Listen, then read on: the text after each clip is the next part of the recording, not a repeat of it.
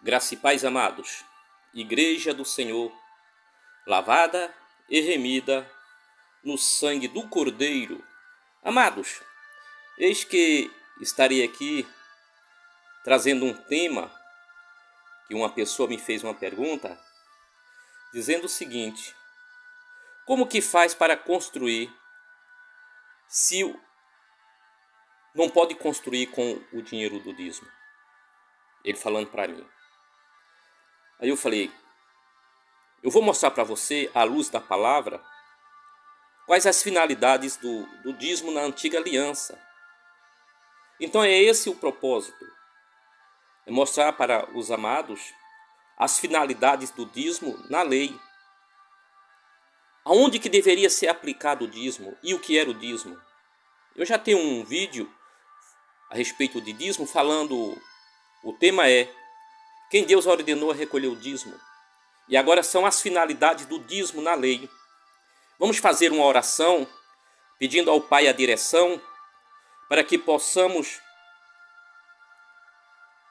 meditar na sua palavra e entender melhor. Porque só o Espírito de Deus que pode nos fazer entender a graça de Deus revelada em Cristo Jesus. Senhor amadíssimo Deus, soberano Pai, Senhor, eis-me aqui, ó Deus, mais uma vez, ó Pai, para ministrar a Tua palavra, ó Deus, acerca, Senhor, das finalidades do dízimo na antiga lei. E que esse mesmo dízimo, Senhor, eram alimentos, Pai, para alimentar vidas necessitadas. Era esse o Teu propósito, Senhor. Era esse, Senhor, a função do dízimo. Usa-me, ó Deus, porque vou usar a Tua palavra. E aonde este vídeo chegar, Senhor, vidas possam ser tocadas, impactadas, aclaradas suas mentes, ó Pai, e entender melhor o fundamento da Tua palavra, os ensinamentos da Tua palavra. Amados, no ano 70 DC, depois que o templo em Jerusalém foi derrubado pelo exército romano, até o século IV, não havia essa prática de dizimar. Não. O templo foi derrubado. O dízimo era levado ao templo em Jerusalém.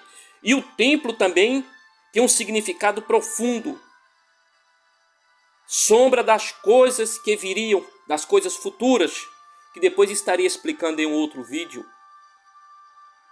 Nesse período, os ensinamentos de Paulo vigoravam, os ensinamentos da graça.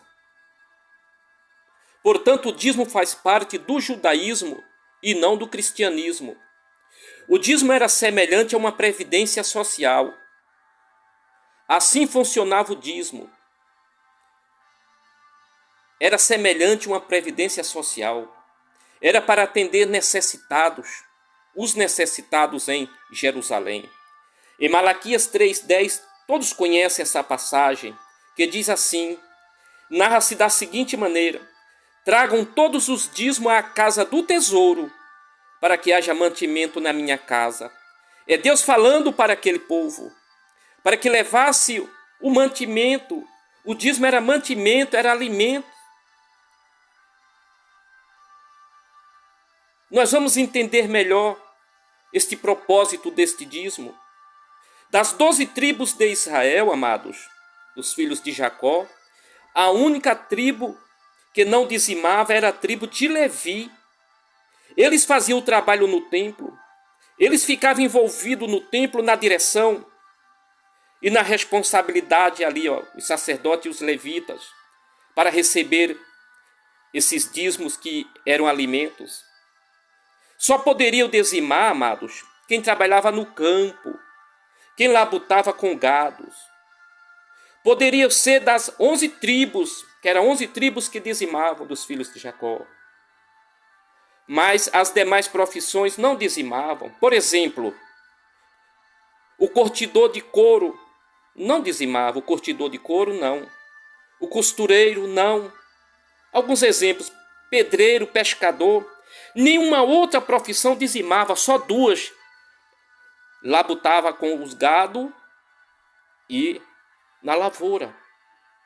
Era esse as pessoas que dizimavam. Elas poderiam fazer parte das tribos, das 11 tribos, porém não dizimavam se tivesse outra profissão a não ser essas duas. É inversão hoje em dia. E o fim da lei é Cristo. Está escrito na sua palavra. Em Números 18, 21 diz: aos filhos de Levi, Deus dizendo, dei todos os dízimos em Israel por herança, porque eles não tiveram direito a terras, a nada. Havia dinheiro? Sim, havia dinheiro. Uma pessoa falou para mim hoje, que assistiu um podcast, um camarada de renome. Ele lida com a arqueologia de uma grande denominação aí, um sabatista. Disse que ele estava dizendo que não havia dinheiro. Havia sim, amados. Porque nós estamos falando dos filhos de Jacó. Era eles quem dizimava. E antes aqui, olha, quando eles foram até o Egito, eles levaram o dinheiro para fazer compras. Depois os amados consultam lá. Quando os irmãos de José, Jacó mandou eles ir até o Egito comprar alimentos. Que José estava lá. Só que José já estava num cargo alto. Não estava mais como escravo lá. Havia dinheiro sim. Havia. Só que o dízimo não era dinheiro. O dízimo era alimento. Quando os líderes religiosos recebiam os alimentos, que era o dízimo, eles sabiam o que deveriam fazer porque estava na lei, amados. Estava na lei. O que era que eles deveriam fazer? Nós vamos falar dos objetivos. As 5 finalidades do dízimo, o propósito do dízimo. Porque o dízimo era semelhante a uma previdência social. Primeiro, cuidar das viúvas. Segundo, cuidar dos órfãos. Os filhos perdiam os pais em batalhas campais e precisavam de um cuidado, de um amparo. Cuidar dos pobres, dos necessitados. Pessoas que não podiam trabalhar, cegos, coxos, paralíticos. E as autoridades ali do templo tinham que cuidar deste povo, bem como também cuidar dos estrangeiros. Olha aí, ó, o cuidado de Deus para com o ser humano, independentemente de religião, porque quer queira ou não queira, o ser humano é algo vindo da parte de Deus. E Deus se preocupava até mesmo com os estrangeiros. Tem gente que diz, Deus não se preocupa comigo. Preocupa sim, preocupa sim. Deus se preocupa com todos os seres humanos na face da terra, amados. Todos Deus se preocupa. E o 5º propósito, o sustento dos levitas e sacerdotes. Engraçado, amados, falando uma coisa assim, melhor dizendo, era sério este negócio de responsabilidade em acolher os alimentos.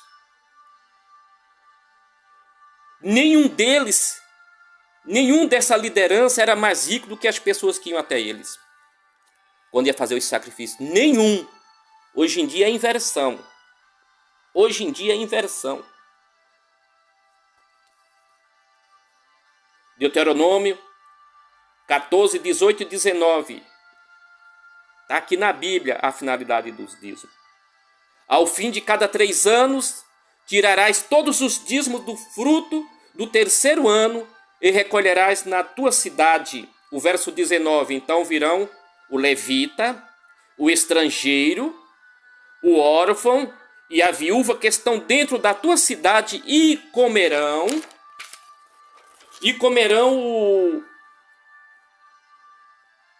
se fartarão, para que o Senhor teu Deus te abençoe em todas as obras das tuas mãos que fizerem.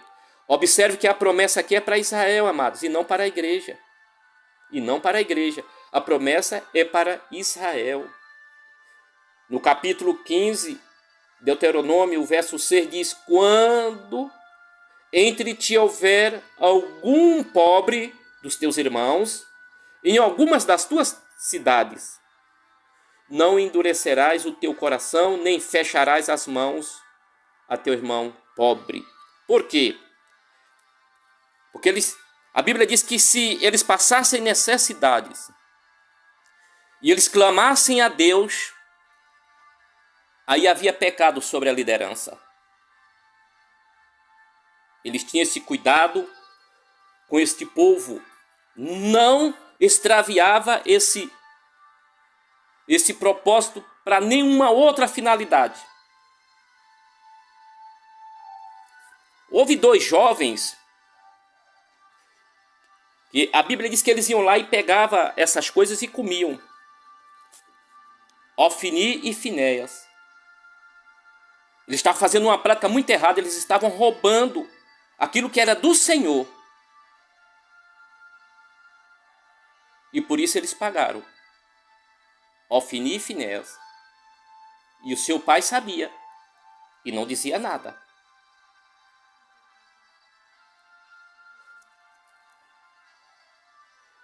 Como surgiu a prática do dízimo, amados? Depois do 4º período, como surgiu? Através da Igreja Católica. Foi a Igreja Católica quem institucionalizou a cobrança do dízimo no Concílio de Macon, na França, no ano 585 depois de Cristo. Porém, essa instituição, a Igreja Católica, foi fundada no ano 317. Com 8 anos depois, no ano 325, foi realizado o primeiro concílio em Nicéia, na Turquia. Na liderança dessa reunião estava o imperador Constantino, que oficializou a religião cristã em todo o Império Romano. Amados, houve aqui uma interferência da política na religião. Houve um conchave aqui. Houve um conchave. Olha a mistura de religião com política. Houve essa interferência. E quando veio a prática da cobrança do dízimo novamente, eles não respeitaram os ensinamentos que o apóstolo Paulo estava dando e que todos já tinham isso em mente. Eles exercitavam, eles morriam em praça pública, eram queimados. E eles não negavam o nome de Cristo, está entendendo? Porque eles eram verdadeiramente a igreja do Senhor, o templo do Senhor. Agora não havia mais sacerdote ali para ficar levando dízimo para orar. Não havia nada disso. Porque Cristo é o único mediador entre Deus e o homem aqui na terra. E eles sabiam muito bem disso. E a fé crescia cada vez mais. Porque eles eram espirituais. É aquilo que Paulo diz, a circuncisão não é feita mais no prepúcio, é pelo Espírito. É pelo Espírito que o ser humano é guiado, porque Deus é Espírito. Jesus Cristo explicou isso para aquela mulher samaritana. Ele falou: ei, está errado. Lá no Monte Gerizim está errado a adoração. Bem como também lá no templo em Jerusalém está errado essa adoração. Uma verdadeira idolatria. O Pai procura os verdadeiros adoradores. Porque Deus é Espírito. Olha o templo aí quem é? O ser humano. O templo lá atrás fazia sombra às coisas futuras.